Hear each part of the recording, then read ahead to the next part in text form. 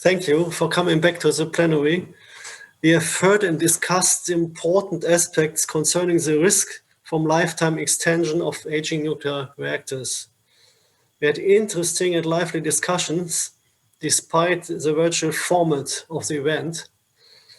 I do not want to summarize now the contents of the study again, but I refer to the summary of the study, which will become available to all of you. However, I would like to emphasize a few crucial points from my point of view. First of all, severe nuclear reactor accidents cannot be ruled out in Europe either. 85% of the power reactors in Europe have been in operation for more than 30 years. Almost a quarter have been in service for more than 40 years. Licenses have already been issued for old reactors to run for 50 or even 60 years, up into the 2040s. This could be very dangerous for humans and the environment in Europe. Unavoidable aging processes inside these plants and the obsolescence of the reactor concepts designed in the 1970s and early 1980s increase the probability of severe accidents. And this can be associated with massive release of radioactivity, which can also have significant transboundary impacts. All of this has been substantiated in detail. Regardless, the aging management programs in the European Union are not convincing. They lack mandatory character and lack controllability by an European institution. Similarly, the involvement of independent scientists in the assessment of plant-specific risks is strongly recommended when operators apply for lifetime extensions. Likewise, convincing forms of public participation are to be demanded for any lifetime extension. So European policy is challenged. But I would like to take the opportunity to come back to a highly relevant connection of our topic today with the so-called taxonomy regulation, currently under discussion in the European energy policy. And this taxonomy regulation was mentioned already this day several times, but let me briefly explain what has it meant with that. In summer of last year, the European Commission and the European Parliament adopted a regulation to define what economic activities and investments are to be classified as sustainable. This is the so-called taxonomy regulation, and it has fundamental importance for the European Green Deal. In the run-up to the adoption of the regulation, the European Commission had set up a technical expert group on sustainable financing. This group was tasked with developing recommendations on taxonomy technical screening criteria in order to support the objectives of climate change, mitigation, and adaptation.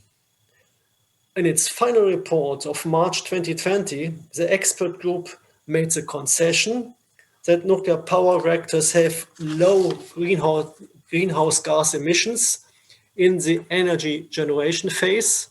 That is true. However, the group didn't come to a conclusion whether and to what extent other relevant environmental disadvantages are connected with the use of nuclear power. Of importance here is the do no significant harm criterion of the taxonomy regulation. Therefore, the expert group recommended a more in-depth investigation on the do no significant harm aspects of nuclear energy. Subsequently, the European Commission asked its nuclear joint research centers to conduct a technical assessment of the do no significant harm aspects of nuclear energy. Now a draft of this assessment appears to be ready, and it will be reviewed by other Commission expert groups in the coming 2, 3, 4 months. Not really to my surprise, the assessment report of the Joint Research Centers suggests that nuclear energy is a sustainable energy technology like renewables. And this would have consequences for possible funding under the European Green Deal. However, the report has, according to my superficial review, significant shortcomings. This concerns in particular the completely inadequate treatment of severe accidents and the risks of lifetime extensions. It is therefore all the more important that this INREC report of the risks of aging nuclear power plants has been presented today, and this report suggests quite different assessments. National and European policy are challenged to ensure responsible taxonomy criteria that seriously serve sustainability goals. I suppose that the next month could be crucial times in this respect. So I'm closing with a bit shaky outlook. The last word today is given by the virtual host of our event, Mr. Bodo Lehmann. Mr. Lehmann is the head of the representation of the state of Baden-Württemberg to the European Union in Brussels. As I know that Mr. Lehmann will, among other things, say many words of thanks, please forgive me for not having expressed necessary thanks to all participants, contributors, and enablers of our today's event. But of course, from my side, a special thank to you, Mr. Lehmann, and your team in Brussels. We're happy to hear now your closing remarks.